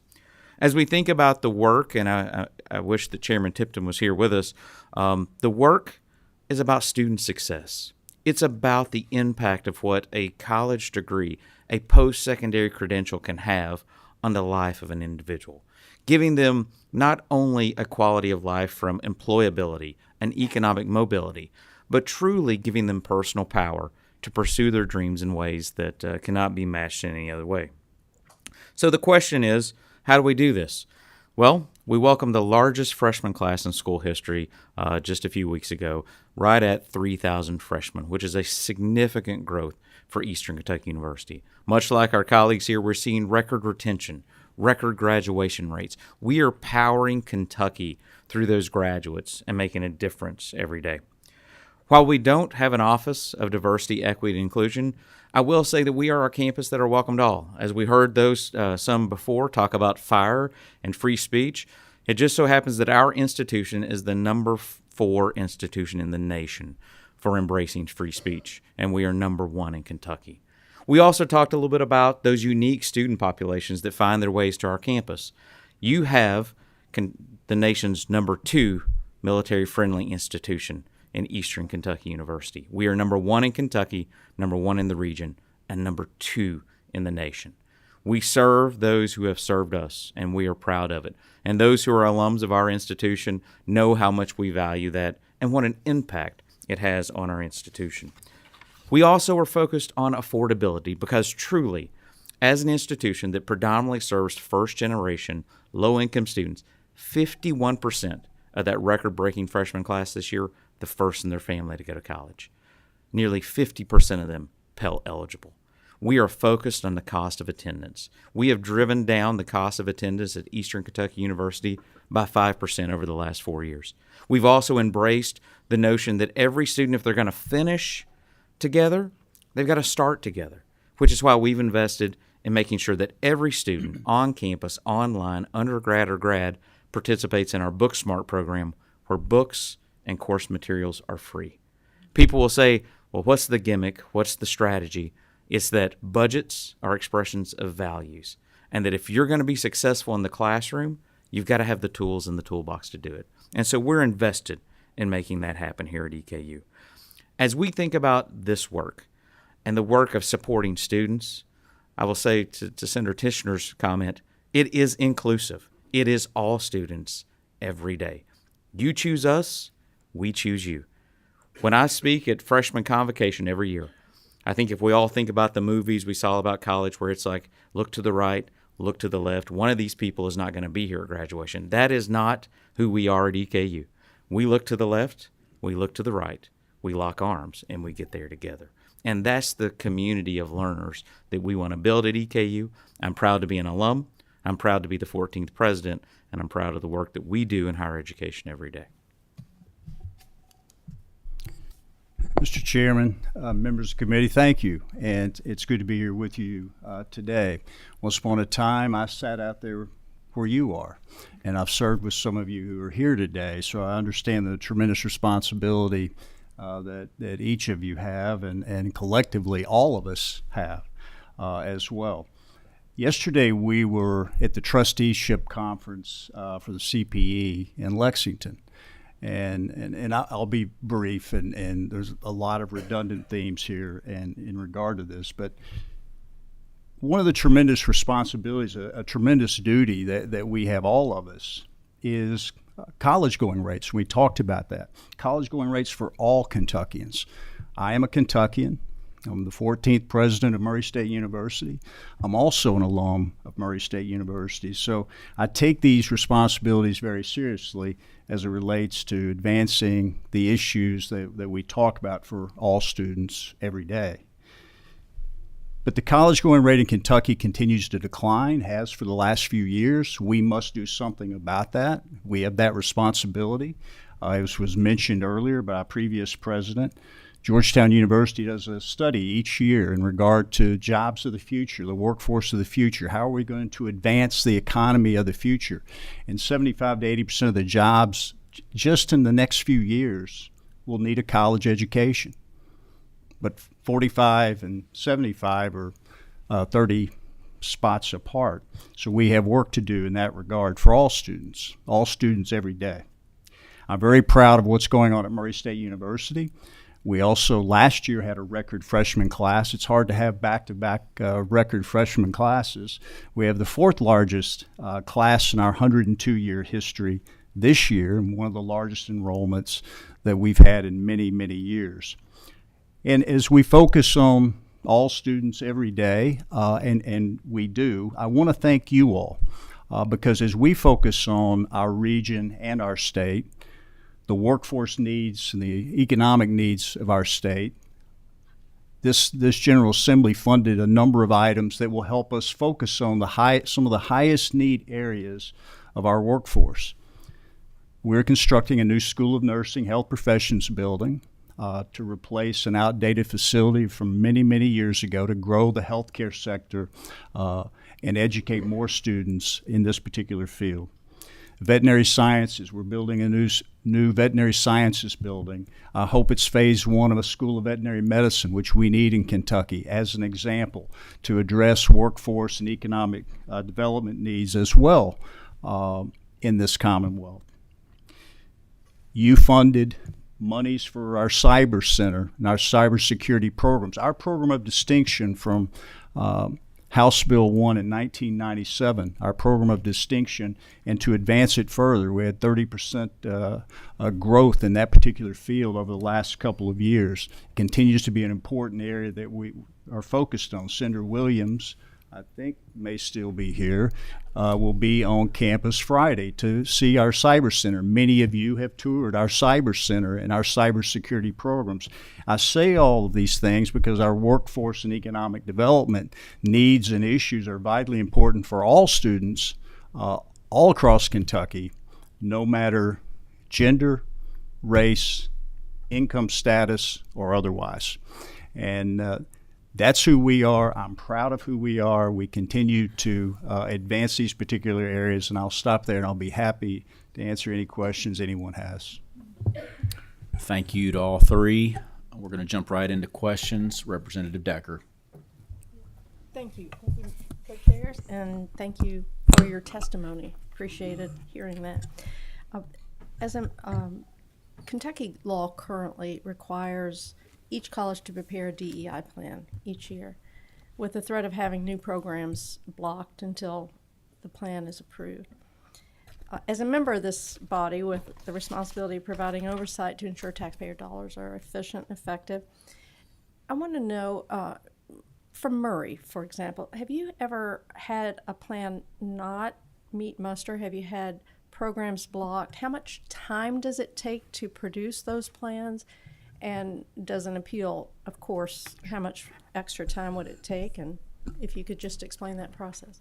Sure. Representative, thank you. And yes, so what's being referenced is the diversity plan, which is administered by the Council on Postsecondary Education, which is provided for in statute, as probably many of you or most of you or all of you maybe know today. It's KRS 164.020, paragraph 19.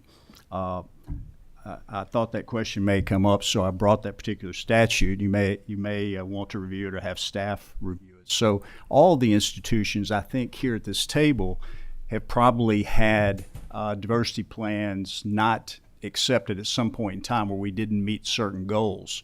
And so, yes, we have at Murray State as well.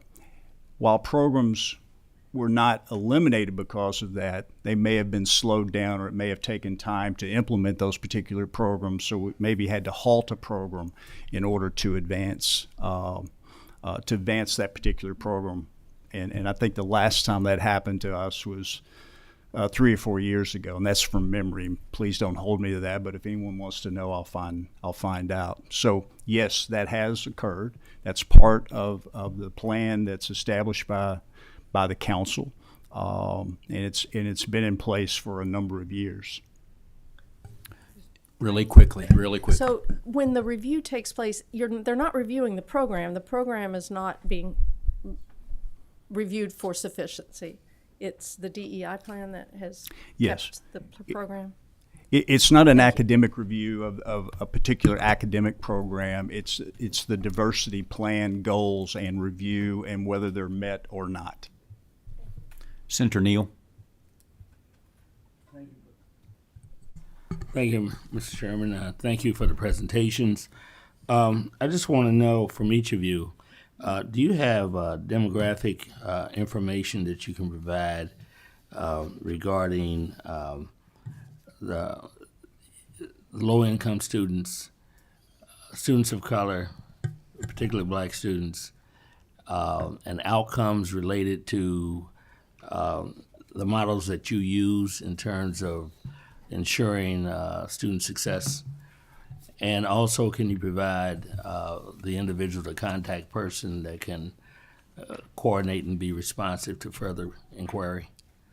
Absolutely. You'd be willing to provide that? Yes, sir. All right, thank you. Representative Timoney. Thank you, Chairman, and thank you, gentlemen, for presenting today. Proud EKU grad. First off, I want to stress the importance of post-high school education. I mean, you all are up here talking about the necessity, the importance there. We've got to. If Kentucky's going to reach its goals, we've got to have a robust higher ed system. I feel extremely confident in all of your abilities to lead your institutions in order to accomplish that objective. Gone is the time that high school graduates can stand on their own and earn enough money for their families to prosper, much less themselves individually. Certificates, 2-year, 4-year degrees are critical for advancement in that regard. I especially like the attention to first-time college attendees. I know that that's the realm in the competition that you all are in amongst yourselves for students. That's the new area that costs a little bit more money to ensure that they are successful. You have my full support in that regard. There was one point I wanted to make, and this was it's on topic, but it's related to something else. I think we all have stressed the importance, and Representative Decker did a really good job of wording it. Taxpayer money is effective and efficient. We need to make sure that any money that we spend in education, we're accountable for, as a body. Anytime we make any allocations of money to any educational institution, pre-K through higher ed, that there are watchdogs, that there are bodies to make sure that the money is being spent effectively and efficiently, and that any entity that receives money in that regard to educate any of our students in the state of Kentucky have those same systems in place to monitor the spending to make sure it is effective and efficient. Thank you, Mr. Chairman. Thank you, Representative Jackson. Thank you, Chair West. Thank you, presidents. Great presentations. I know in the past you all have probably been known as regional universities, and I don't want you to think that you're playing on the B team here, all going at one time, but you serve such a purpose in our state. Everybody can't go to UK and go to U of L. Matter of fact, Senator Givens, Representative Riley, myself, all WKU graduates, and very proud of that. I didn't know what a regional university was. We went there because we wanted to go there. But you serve such a purpose across the state of Kentucky, whether it is for your regional area, but I know you're much more than that. And I just wanted to make that point that we need you. Don't think that everybody has to be UK and U of L. We need what you do across the state, and we need more of what you do across the state. And I thank you, and keep up the good work. I think President Jackson has a comment. Representative, thank you for saying that first. Secondly, I grew up in Central Kentucky, and I went to Murray State University by choice. I thought I was making the best choice, and I still think that today, and I think all of our students who come to Murray State are making that best choice. There's a place for every institution, the University of Kentucky and the University of Louisville. We have students from every county, every state, and across the world.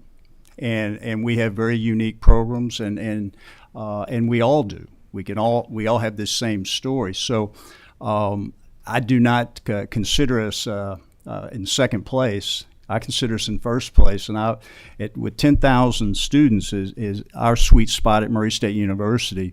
I think you're going to get a better education. Washington Monthly Magazine said a few days ago, if you want a high quality education at the best value in the Commonwealth of Kentucky, it's Murray State University. And we're proud of that, and that's the need that we serve, not only our region but our state. I do feel like I was left out. I also am a WKU alumnus, and was recruited to Kentucky from Louisiana. So I also apologize. All the bases are covered. And he is one of my constituents. I really apologize for that, for leaving you out. I don't think they appreciated your commercial, President Jackson. I saw some cringing on the other side there. Moving right along, Representative Callaway, Josh Callaway. Thank you, gentlemen, for your presentation today. I have two questions. I'll just throw them both out there, one kind of for everyone. Does the geography of where you're located create the responsibility for creative gymnastics to meet the diversity plan requirements? And then the second question is does WKU specifically, do you all still have a bias incident response team? I appreciate that. We don't have a bias incident response team any longer. I don't know when that was gotten rid of, but it really wasn't used, to be candid with you. And I would say that geography matters. It certainly matters for us. You know, when I was here as a student, 1993-94 for graduate school, Bowling Green was 1 million miles away from Nashville. So at least it felt like it was. Now we're Nashville North at WKU. And that has completely changed not just our demographics on campus, but the kinds of students that we have to support. A third of our students are now from out of state, and it's going to continue to grow because we're perceived in the regional marketplace, Nashville, that we're part of that choice set. And so that shifts competition for us, but it's crucial for South Central Kentucky. First of all, a lot of times people think of Warren County and the fastest growing county in the Commonwealth, but they don't think of the 26 other counties that are around us that are incredibly rural. And so we have to meet both of those needs, getting folks from rural Kentucky into Warren County, and we want to keep them there. We have 5,000 open jobs now in Bowling Green. And so we have to import workforce. The other thing we have to do is transform our economy. And so as we think about the future of South Central Kentucky, I love manufacturing. It's driven us for a generation. We have to diversify our economy in such a way that we have jobs of the future. And so we do both of those things. All of it requires more and better students. And so I don't care what your background is. If you want a degree, come, and we're going to get you a good job when you're done. You know, Representative Callaway, I think for us, Eastern Kentucky University. Those in Kentucky know, we're located in Madison County, just 20 minutes south of Lexington. For those outside, I think that, it's an enigma for them when we say that. I do think that our institution is tied to our region in a way that maybe is different from the rest of the institutions in the state, and that is, Eastern Kentucky. On a larger global scale, there are people who have opinions about what it is and what it isn't, and I think that our institution has a very mission-driven and a high responsibility to continue to shape that narrative and to inform that narrative and empower those communities for what's next. And as someone who's from that region, I think that that's a mission-specific activity for us that maybe isn't always recognized in perhaps some of the ways that we allocate funds and we reward the work that's going on, that each one of us sitting here have a regional mission explicitly stated in statute. But I think that at times perhaps we kind of get treated as ubiquitously just Kentucky's public post-secondary ed. I think that's probably got some room for some conversation going forward. Up next, we're going to have Representative Truitt and then Senator Williams after that, and Senator Williams will be the final word in this segment. Thank you, Mr. Chairman. First off, I want to thank all three of you and the other presidents that spoke today. I don't know about the rest of my colleagues here, but it was very informative. And, talks like this need to happen. We need time like this to where you can explain why you're doing things, and we can ask you, why are you doing these things? So this has been very informative to me. And I want to take this time to thank you guys for listening. You guys have listened. And I can speak volumes about President McFadden. I'm a proud EKU alum. First time I met with him, I came to him with a problem. And he listened. And he changed some of the ways that they do things. And as a result, has helped teachers receive certifications just because he was willing to listen. And I'm sure that all three of you and everybody else that spoke before are willing to listen. And I appreciate that, and I appreciate you guys being here today. Very informative. And before I stop, I have to throw a shout out to my advisor back there in the back. I just seen him, Dr. Raymond Locke back there in the back. He is the one, wait, Mr. Locke. All right, he is the one that probably is to blame for me being here. I had him in class at the time I was working my principalship, and I told him that, I was thinking about some politics, and he's like, go for it, man, go for it. He probably regrets that now, but he was a big part of that. So thank you guys once again. Senator Williams. This will be easy. I was behind the column. I am here, President Jackson. I'm looking forward to seeing you on Friday. Thank you very much for all of you for the work you do. And I'm looking forward that we can get good results for everybody, our students. In your regional universities, that's more accessible than a lot of these other universities we have throughout the state. So thank you for the work you do. Thank you very much, guys, for this particular segment. Once again, I apologize for grouping you guys together. That was my fault. Really appreciate this segment. Access without success is access to nothing. That's a good takeaway here. Really appreciate you all being here today. Up next, Thank you. You're welcome. We did get to our sign-up sheet officially now.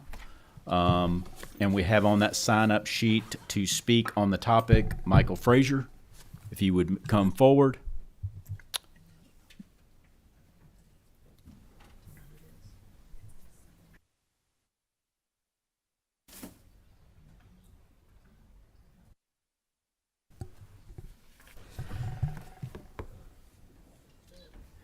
Hey, Michael, folks. before you start, we do have another person signed up to speak. Sure.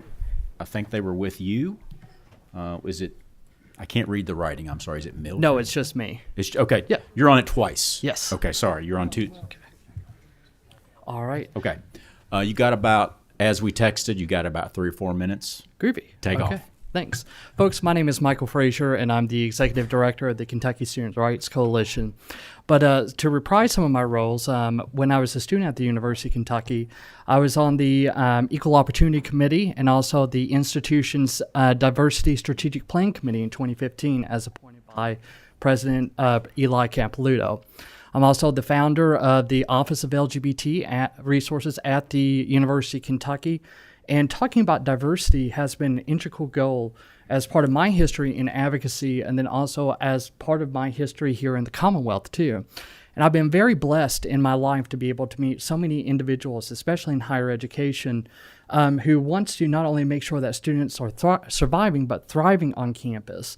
So I will say that Dr. Capelouto did mention a quote, mentioned partially better angels, quoting Abraham Lincoln, but I would be remiss not to talk about Federalist 51. If men were angels, government would not need to exist. If angels ruled men, internal controls and external controls would not be necessary.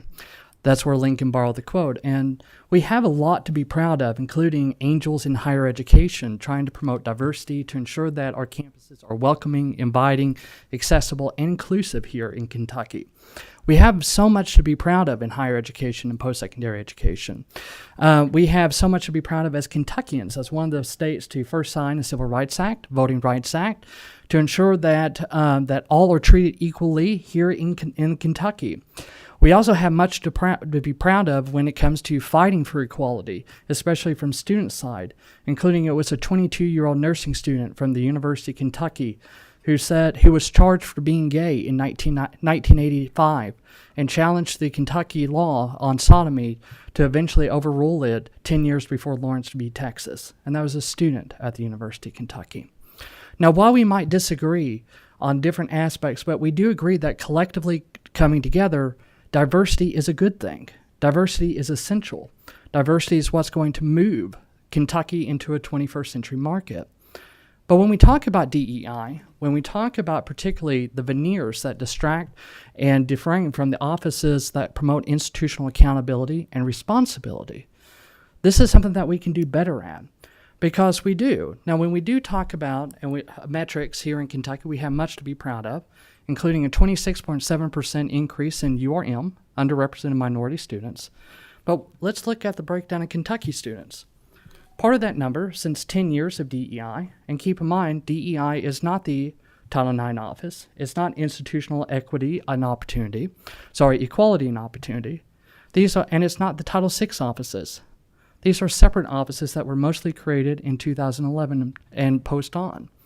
So when we look at when DEI was started in the Commonwealth, especially in regulatory statute here in Kentucky, and since then, numbers don't lie. We're talking about a negative 0.647% decrease in Kentucky black enrollment over the last 10 years. We're talking about a negative 11.4% decrease in Kentucky low-income enrollment of black students. We're also talking about a negative 39.56% of unenrollment of Kentucky low-income students. We're also talking about a negative 36.95% unenrollment of Kentucky low-income black students across the board.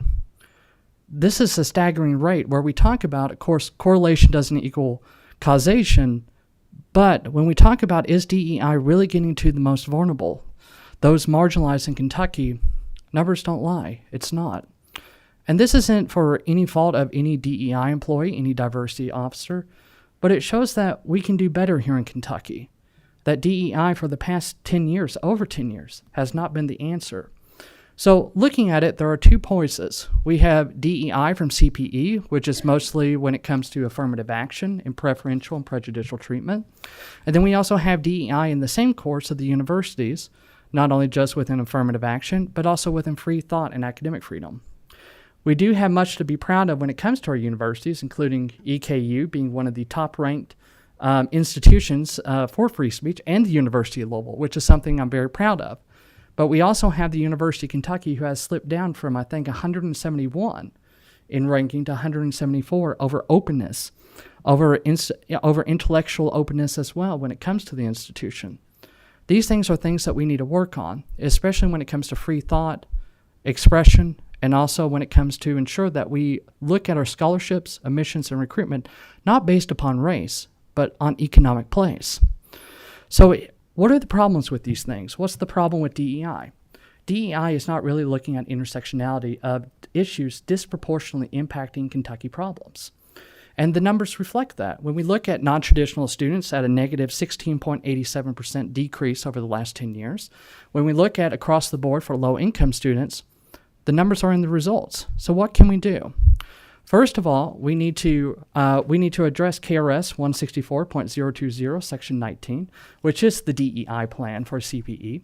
And we also need to lift the prohibition of meeting DEI metrics for new program approval. The answer is that when we look at the table and see who's not at the table, the answer is not to restrict the table, it's to open the table and ensure that we have diversity of program and applications for our colleges and universities. We also need to ensure that the offices such as Title IX, Title VI, EEO, are the actual offices that are being funded to ensure that we have not only just accountability for our students, but we also have institutional responsibility and for their accountability and oversight of the legislature. We need to make sure that these offices are funded, not the veneer offices. And then I would also pose a challenge to this legislature that we need to ensure that we have program diversity. We have to always uphold academic freedom. And I'm proud to say that much of academic freedom has already been protected by this body in 2019 in the passages of the Kentucky Campus Free Speech Act. But there's more to do, because in testimony that we've heard today, we have seen that we have great pride in our higher education institutions. And they have listened to this they have listened to this honorable body. Our institutions are listening. They are trying to improve. They are trying to do better. But much is needed to ensure that we have equality on campus, to ensure that we don't have preferential, prejudicial treatment in not just thought, but also in race, sex, and then also sexual orientation and so forth. Though we may disagree on different points, we want to make sure that all are welcome on Kentucky's campuses. DEI has not been that answer, but this legislature can offer an opportunity to ensure that equality on campus is the answer through its programs, institutions, and diversification of programs as well. So, again, if men were angels, we would need no government. But here on Constitution Day, we have a point where we're all striving, regardless if we disagree, that we are striving to make diversity welcome and inclusive on campuses. We just have a different goal to that ends and means. So, folks, I do appreciate this legislature's time. I do appreciate the university's time as well. And I will say that we have much to be proud of them in the steps that they have done to ensure that diversity and equality on campus is protected. Thank you. Thank you so much, Mr. Frazier. That will be the final word as it pertains to DEI today. Thank you so much. I think we've had a really good, robust conversation. Committee will stand at ease. Representative Callaway, did you have a question or comment? Okay, sorry about that. Up next on the agenda, we have our administrative regulations for review. And so I'll make an announcement to all members of the committee. As a course of business, I always put the administrative regulations on the docket, on the agenda. It's your all's job to take a look at those and see if you have any problems with those, whether you want to call for a deficiency motion or anything of that nature. That's what we're discussing right now. Do we have any questions, concerns, or motions on the administrative regs on the docket? Seeing none, any other business to come before this committee? Mr. Chairman. Please proceed. Thank you, Mr. Chairman. I know today has been a long day. I just want to take a brief moment to shine some light on some of our folks. I know some of you may or may not have seen the returns on our Kentucky Teacher Retirement System pension for the year. The returns were 12.3%, and that is a huge year. It's a huge year. So kudos to the staff that are monitoring those accounts and making sure that they're invested where they need to be. That puts us in the top decile for the entire country for pension systems. But that would not yield as high a return if this body had not made the investments they've made into the teacher retirement system over the previous few years. The typical return is 6%, so we are doubling the typical return for pension systems. So our staff need to be complimented and commended, and the General Assembly needs to kind of feel good about that, because 12% is a whole lot better when there's more millions of dollars in there. Thank you, sir. Thank you, Representative Timoney. Always good to end on a positive note. Seeing no further business to come before this committee is adjourned.